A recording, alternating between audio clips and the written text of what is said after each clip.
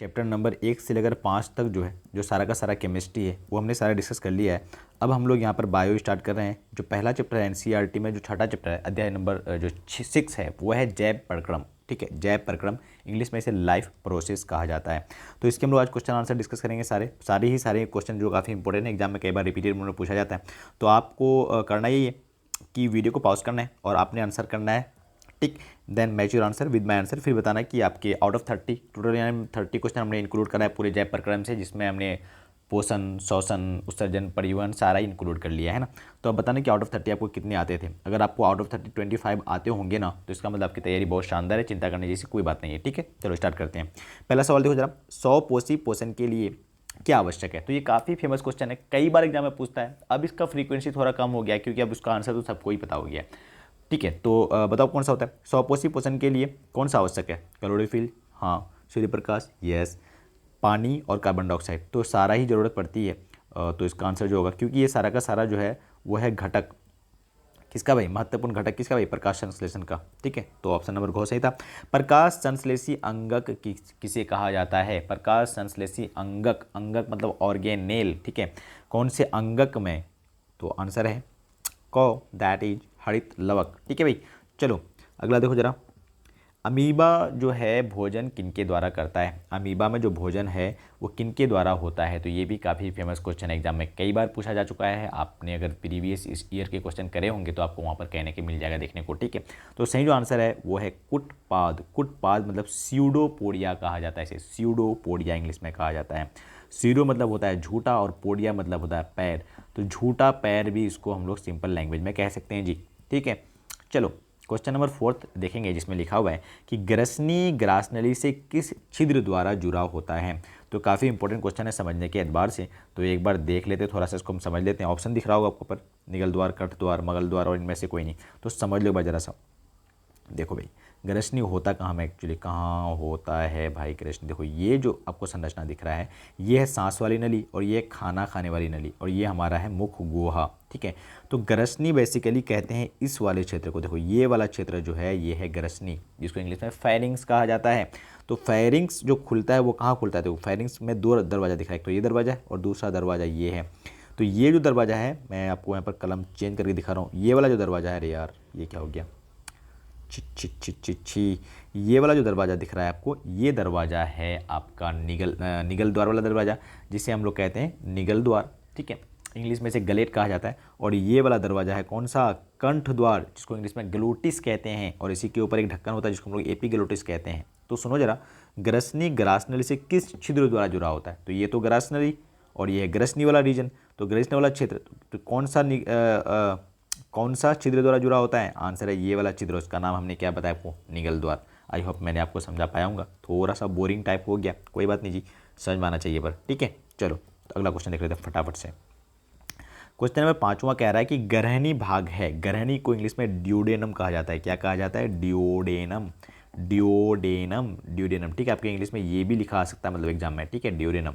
ठीक है, हिंदी में लिखा आएगा, ऐसे लिखा आएगा ड्यूडेनम। चलो फालतू टाइम बर्बाद करने से कोई फायदा नहीं। तो ग्रहणी किसका भाग है, तो ग्रहणी भाग है छोटी आंत का भाई, स्मॉल इंटेस्टाइन का। स्मॉल इंटेस्टाइन का 3 भाग होता है, ड्यूडेनम, जेजूनम, इलियम। उसमें से जो ग्रहणी है ड्यूडेनम है वो छोटी आंत का भाग दिया हुआ है आपको। तो ऑप्शन नंबर ग सही है जी। ठीक है, चलो क्वेश्चन नंबर 6 देख लेते हैं। और ये लाइक शेयर सब्सक्राइब तो आप अपने हिसाब से कर लेना अगर आपको अच्छी लगी बात तब। ठीक है, चलो अगला सवाल देखो जरा। अमीबा में पोषण की विधि है, अमीबा में पोषण की विधि कौन सा होता है। स्वपोषण, मृतजीवी पोषण, प्राणी संपोषण या मिश्र धातु। हा, ये क्या दिया सर, मिश्र धातु, तो ये तो फालतू का ऑप्शन दे दिया। ठीक है, तो स्वपोषण अमीबा में होता नहीं है, अमीबा में कोई क्लोरोफिल वगैरह है नहीं। ठीक है, तो इसमें जो होता है वो होता है प्राणी संपोषण। मनुष्य में, हम लोग में जिस पोषण का विधि है उसका नाम भी है प्राणी संपोषण। इसको इंग्लिश में होलोजोइक न्यूट्रिशन कहते हैं जी। ठीक है, तो जो हम लोग में पोषण की विधि है वही विधि सेम पाया जाता है अमीबा में। चक्कर आने लग गया क्या आपको, नहीं नहीं नहीं नहीं नहीं, चक्कर आने जैसी कोई बात है ही नहीं। ठीक है, मुख गुहा यानी जो हम लोग करते हैं, जो खाली जगह दिखता है जहाँ पे जीभ है, जहाँ पे दांत है, तो वहाँ पाया जाने वाला एंजाइम, यानी हम लोग का मुख गुहा में एंजाइम पाया जाता है। हम लोग के मुख गुहा में थूक पाया जाता है, जिसे हिंदी में अच्छा से बोले तो लार कहते हैं। ठीक है, तो वहाँ पर एक एंजाइम पाया जाता है, उस एंजाइम का नाम क्या है, टाइलिन, पेप्सिन, लाइपेज या इनमें से कोई नहीं। तो आंसर सही जो है वो है पेप्सिन। कह रहे हो क्या आप, गलत है। टाइलिन सही है जी, टाइलिन। टाइलिन का दूसरा नाम क्या भी एग्जाम में आ सकता है, एमाइलेज। आपको एग्जाम में टाइलिन की जगह क्या भी लिखा सकता है, एमाइलेज, या सलाइवरी एमाइलेज भी लिखा आ सकता है भाई साहब, सलाइवरी एमाइलेज। तो इन तीनों नामों में से कोई सा भी नाम को एग्जाम में दिख सकता है जो आपके लार में यानी मुख गुहा में पाया जाता है। एंजाइम क्या होता है, कैंची, कैंची। एंजाइम को कैंची से सोचते तो कैंची हो, काटेगा, भोजन को काटेगा वो, ठीक है। सुनो जरा, वसा का पाचन किसके द्वारा होता है। ये इतना बड़ा बड़ा वसा हम लोग खाते हैं और ये वसा को तोड़ के छोटा करना है, क्योंकि हम लोग का कोशिका तो इतना छोटा छोटा होता है, मतलब इतना तो छोटा नहीं होता, इससे भी और छोटा होता है। अब ये कोशिका इसके अंदर जा पाएगा, ये तो जा ही नहीं पाएगा, तो इसलिए इसको पचाना पड़ेगा। तो पचाएंगे हम लोग कैसे भाई, यहाँ चाहिए होगा कैंची, और उस कैंची का नाम क्या है, जिसको हम लोग एंजाइम कहते हैं। कैंची एंजाइम है, और यहाँ पर एंजाइम का नाम क्या है, तो वह है लाइपेज। क्या नाम है, लाइपेज। यानी लाइपेज वो कैंची है जो किसको काटने का काम करता है, वसा को, फैट को, ठीक है जी। चलो, मुख गुहा में कितनी जोड़ी लार ग्रंथि पाई जाती है। लार मैंने आपको समझाया, नॉर्मल भाषा में जिसे थूक कहते हैं। वो निकलता कितनी, निकलता कहाँ से है, तो वो है निकलता ग्रंथि से। तो ऐसा ग्रंथि कितना पाया जाता है हम लोग का मुख गुहा में, आंसर है 6। 6 है तो कितना जोड़ी हुआ, 3 जोड़ी हुआ, ठीक है। नाम क्या क्या है सर, पैरोटिड, सब मैंडिबुलर और सब लिंगुअल, ये 3 नाम है। नाम अगर याद है तो अच्छी बात, नहीं है तो कोई बात। यकृत से निकलने वाला रस, जो लीवर है, यकृत को इंग्लिश में क्या कहते हैं, लीवर। तो लीवर से निकलने वाला जो रस होता है, यहाँ पे गॉल ब्लैडर रहता है लटका हुआ, ये लीवर क्या करता है, बहुत सारा रस निकालता है। उस सब रस का नाम क्या है भाई, पित्त। क्या नाम है, पित्त। और सब जमा कहाँ रखोगे, तो जमा रखने के लिए नेचर ने एक थैला दिया हुआ है, जिसे हम लोग पित्ताशय कहते हैं, गॉल ब्लैडर कहते हैं। यही तो पथरी वगैरह होता है, डॉक्टर काट के निकाल देता है फिर, ठीक है। तो यकृत से निकलने वाला रस जो है वो है पित्त रस, बाइल जूस इंग्लिश में कहते हैं इसे। चलो अगला देखो जरा, क्वेश्चन नंबर 11 में लिख रहा है कि इनमें सामान्यतः किसका उपयोग कोशिका द्वारा ऊर्जा उत्पादन के लिए होता है। तो ऊर्जा का उत्पादन करने की जरूरत पड़ेगी कोशिका को, तो यहाँ पे किसका उपयोग करता है, यहाँ पर ऑक्सीजन आता है, फिर यहाँ पर ऊर्जा निकल जाती है। तो ये जो है ये है क्या बेसिकली, तो ये है ग्लूकोज। जो हम लोग खाना खाते हैं वो अंतिम रूप से किस रूप में मिलता है, ग्लूकोज के रूप में। और उसी ग्लूकोज को जो कोशिका है वो इस्तेमाल कर लेता है, वहाँ पर ऑक्सीजन से रिएक्ट करा करके जब हम लोग सांस लेते हैं वहाँ से ऑक्सीजन जाता है और फिर हमें एनर्जी मिल जाती है और हम लोग बोल पाते हैं और आप लोग पढ़ पाते हैं, मैं पढ़ा पाता हूँ आपको, ठीक है। मतलब ठीक है, ठीक है, ठीक है, इतना बोलने से क्या फ़ायदा। मनुष्य के श्वास नली में पाया जाता है। मनुष्य के श्वास नली मैंने अभी आपको दिखाया था। ये आपका खूबसूरत सा टेढ़ा नाक, और ये कितना सारा हो गया यार, चलो ठीक, कोई बात नहीं। ये है आपकी नली जो है श्वास नली, और ये खाना खाने वाली नली जिसको मैंने ग्रास नली कहा था। तो ये आपकी श्वास नली हो गया। श्वास नली में जो पाया जाता है, यहाँ पर आपको रिंग मिलेगा भाई बहुत सारा। आप देखो छू करके, अभी छू करके दिखा जाएगा। जो आपके गले में ये रिंग दिख रहा है ना, रिंग देखो वो रिंग, ये रिंग ना इनकम्प्लीट होता है। ये रिंग ऐसे कंप्लीट नहीं होता है, ये रिंग पीछे की तरफ से अपूर्ण होता है, अपूर्ण पीछे की तरफ से थोड़ा सा छोटा हुआ रहता है, ठीक है। और किसका बना हुआ था, उपास्थि। आपका नाक का जो टिप वाला पोर्शन है वो उपास्थि का बना हुआ है, हड्डी का नहीं है। तो ये जो रिंग होता है, ये रिंग होता है उपास्थि के बने, पूर्ण है क्या, पूरा है क्या, पूरा तो है नहीं, या तो खाली अपूर्ण है। तो उपास्थि के बने अपूर्ण वलय बोर हो रहे हो क्या, नहीं बोर मत होइए यार। मनुष्य के श्वास नली में पाया जाता है कौन सा, उपास्थि के बने अपूर्ण वलय। सीखने वाली बातें, सीखा करो सारा, ठीक है। अगला सवाल है कि मनुष्य में सांस लेने और छोड़ने की क्रिया को क्या कहते हैं। यानी सांस लेना और सांस छोड़ना, इस दोनों को मिलाकर के हम लोग श्वसन कहते हैं। ये वाली बात है सरासर गलत। क्या है भाई, गलत है, ये गलत, ठीक है। श्वसन नहीं है ये है श्वासोच्छ्वास, इंग्लिश में इसे ब्रीदिंग कहा जाता है, ब्रीदिंग। तो आप जो कहते हो ना कि श्वसन, तो वो श्वसन एक्चुअली सांस लेना और छोड़ना हमारा नहीं है, इसकी इंग्लिश रिस्पिरेशन होती है। तो रिस्पिरेशन जो हम लोग सांस लेते हैं और छोड़ते हैं वो उसे रिस्पिरेशन नहीं कहते हैं, उसे क्या कहते हैं सर, उसे कहते हैं ब्रीदिंग। क्या कहते हैं, ब्रीदिंग। फिर ये रिस्पिरेशन क्या है भाई, ये रिस्पिरेशन क्या है, ये रिस्पिरेशन बेसिकली कोशिकीय श्वसन है, सेल्यूलर रिस्पिरेशन है। कोशिका में होगा, कोशिका में, कहाँ होगा, कोशिका में।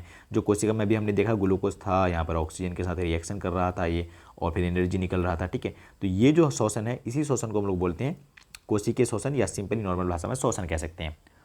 मैं इसके लिए अलग से वीडियो बना दूंगा आपको, ठीक है। निश्वास द्वारा जो हमने सांस छोड़ा है उसमें कौन सा गैस रहता है, ऑक्सीजन। ही कितना नादान हो आप हैं, मतलब मैं हूँ क्या। आंसर है कार्बन डाइऑक्साइड। जो सांस छोड़ते हैं यार उसमें कार्बन डाइऑक्साइड होता है ना, हम लोग तो ऑक्सीजन सांस में लेते हैं। अगला है कि पौधे में गैसों के आदान प्रदान के लिए क्या होता है। तो पौधे में मतलब क्या, पौधे की पत्ती में देखोगे आप छोटा छोटा छिद्र होता है जो आपको नंगी आंखों से शायद ही दिखे।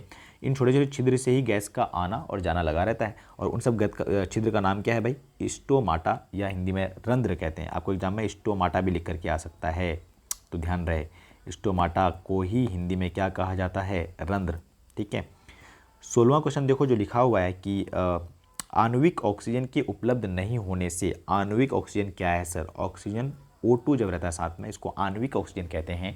उपलब्ध नहीं होने से पायरुवेट या पायरुविक एसिड, आपको अगर ध्यान नहीं है तो मैं इसके लिए भी अलग से वीडियो बनाऊंगा वैसे तो, का परिवर्तन जंतु में किस यौगिक में होता है। देखो अगर ऑक्सीजन नहीं है ना, तो जो आपका पायरुवेट है ये लैक्टिक एसिड में बदल जाएगा। किस में बदल जाएगा, लैक्टिक एसिड। और ये लैक्टिक एसिड हमारे बॉडी में जहाँ तहाँ जमा हो जाता है और हमारे बॉडी में पेन होता है, दर्द होता है। इसलिए बहुत ज़्यादा खेल लेते हैं ना तो हमारी बॉडी में दर्द का हमें अनुभव होता है, क्योंकि बहुत सारा क्या जम जाता है, लैक्टिक एसिड। ठीक है भाई। चलो अगला है कि श्वसन की क्रिया में खाद्य पदार्थों का क्या होता है। तो श्वसन की क्रिया में खाद्य पदार्थों का विघटन होता है। खाद्य पदार्थ क्या हो जाता है, टूट जाता है ना, विघटन होता है।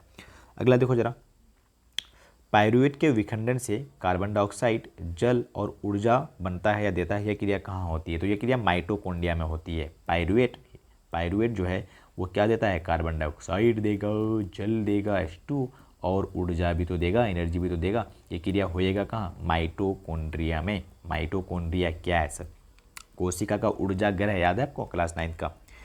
फेफड़े में गैसों का आदान प्रदान कहाँ होता है। तो हमारा जो लंग्स होता है, हमारा और आपका, यही बना देते हैं, ये देखो लंग्स, ये खूबसूरत लंग्स, ये हमारा और आपका खूबसूरत सा लंग्स होता है। और ये लंग्स ना अंतिम में इसको एक गुब्बारा लाइक संरचना में मिलता है, गुब्बारा लाइक स्ट्रक्चर। ठीक है, गुब्बारा। तो ये जो गुब्बारा जैसा संरचना दिख रहा है आपको, ये गुब्बारा जैसा संरचना को ही हम लोग कहते हैं कुपिका। क्या कहते हैं, कुपिका। और गैसों का आदान प्रदान यही कुपिका में से होता है। कहाँ से होता है, कुपिका में से होता है। तो फेफड़ों में गैसों का आदान प्रदान कहाँ होता है, कुपिका में। रट के मत जाओ यार, ऑब्जेक्टिव रट के मत जाओ, थोड़ा फील लेके पढ़ो, आसपास की चीज़ें जानो तो मज़ा होता है। आपको याद करने की जरूरत नहीं पड़ेगी इसमें। हृदय जो आपका हार्ट है उसमें वेश्मों का शिथिलन क्या कहलाता है। क्या मतलब क्वेश्चन का, देखिए हमारा खूबसूरत सा हार्ट, ओए ये हार्ट। ठीक है, हार्ट में कितना चैम्बर होता है, कितना चैम्बर भाई साहब, 4 चैम्बर होता है ना, पता है कि नहीं आपको, 4 चैम्बर होता है हार्ट में, 4 चैम्बर, अलिंद नीला बायां, अलिंद बायां नीला, आपको याद है कि नहीं है। तो ये हार्ट देखो, अब हार्ट में कहता है शिथिलन, यानी हार्ट में क्या हो रहा है, शिथिलन, यानी हार्ट जो है दब जा रहा है। तो हार्ट का शिथिलन क्या कहलाता है, नहीं शिथिलन मतलब खुलना यार, सॉरी, हार्ट खुल जा रहा है, इधर से खुल रहा है, इधर से खुल रहा है, तो शिथिलन क्या कहलाता है, डायस्टोल। और दबना क्या कहलाता है, सिस्टोल। ठीक है, चलो भाई अगला सवाल देख लेते हैं फटाफट से, बस और 10 रह गया, फटाफट से देखो। जल तथा खनिज का वहन डैश द्वारा होता है। अब जल को कौन खोएगा, जाइलम, जल को जाइलम, जल को जाइलम, जल को जाइलम। और फूड को फ्लोएम, फूड को फ्लोएम, फूड को फ्लोएम, ऐप से फूड और ऐप से फ्लोएम। तो फूड को कौन ढोता है, फ्लोएम, और जल को जाइलम। ठीक है, और फूड को फ्लोएम जो ढोता है ये हर दिशा में ढो सकता है, प्लांट का हर दिशा में, इधर से इधर ला रहा है, इधर से इधर जा रहा है। ठीक है, हर तरफ ढोता है। बहुत गंदा पिक्चर हो गया। ठीक है, अगला है कि पौधे में खाद्य पदार्थों का स्थानांतरण किस रूप में होता है। काफ़ी इंपॉर्टेंट क्वेश्चन बताऊंगा मैं, ये ध्यान सुनना। पौधे में खाद्य पदार्थों का स्थानांतरण, यानी ये है नन्हा मुन्ना सा पेड़, और इस पेड़ में खाद्य पदार्थ मटेरियल जो पत्ती में बन गया है उसको इधर से उधर लेके जाना है, तो किस रूप में होगा, किस रूप में भेजेगा, ग्लूकोज के रूप में भेजेगा, सुक्रोज के रूप में भेजेगा, स्टार्च या प्रोटीन। तो आंसर सही है सुक्रोज के रूप में। काफ़ी इंपॉर्टेंट, पौधे में खाद्य पदार्थों का ट्रांसलोकेशन जो होता है, इधर से उधर जाना जो होता है, वो सुक्रोज के रूप में होता है। किस रूप में, सुक्रोज। और पौधे में खाद्य पदार्थों का जो जमा है, जमा स्टोर, वो किस रूप में होता है, अगर कुछ जमा करके रखना है तो स्टार्च के रूप में। काफ़ी इंपॉर्टेंट याद रखना। और जंतु में, एनिमल में खाद्य पदार्थों का जमा जो होता है वो होता है ग्लाइकोजन के रूप में। तो कितना सारा पॉइंट बता दिया मैंने। ठीक है, रखो याद आप। सुक्रोज के रूप में ट्रांसफ़र होता है प्लांट में, ग्लाइकोजन के रूप में ट्रांसफ़र होता है, जमा होता है एनिमल में, और स्टार्च के रूप में फूड जमा करता है प्लांट में। पता नहीं कितना ध्यान से सुन पाए आप। जो लाल रक्त किसके कारण लाल दिखता है, अरे यार जो रक्त लाल है, क्या बोल रहा हूँ, रक्त लाल किसके कारण दिखता है, जो हमारा आरबीसी है, आरबीसी के कारण ही हमारा ब्लड जो है वो लाल दिखता है, क्योंकि आरबीसी में एक प्रोटीन पाया था और उस प्रोटीन का नाम है हीमोग्लोबिन। हीमोग्लोबिन का काम क्या है सर, हीमोग्लोबिन का काम है ऑक्सीजन को ढोता है, ये ऑक्सीजन को ढोता है, और एक हीमोग्लोबिन 4 ऑक्सीजन को ढो सकता है। ट्रैक्टर है, ट्रैक्टर ढोने वाला, ऑक्सीजन को ढोने वाला। ठीक है, चलो किसी अगली वीडियो में चर्चा करेंगे हम लोग। मनुष्य का हृदय कितने कोष्ठों में बटा होता है, तो number of chambers in human heart is 4, 1 2 3 4। नीचे वाला सबको नील है, नीचे नील है, नीचे नील है, नीचे नील है, 9 से नीचे 9 से नील है। और ऊपर वाला सबको अलिंद कहते हैं, ऊपर वाला सबको अलिंद कहते हैं, नीचे वाला सबको नीला कहते हैं। ठीक है भाई, तो कितना चैम्बर हो जाएगा? 4 चैम्बर।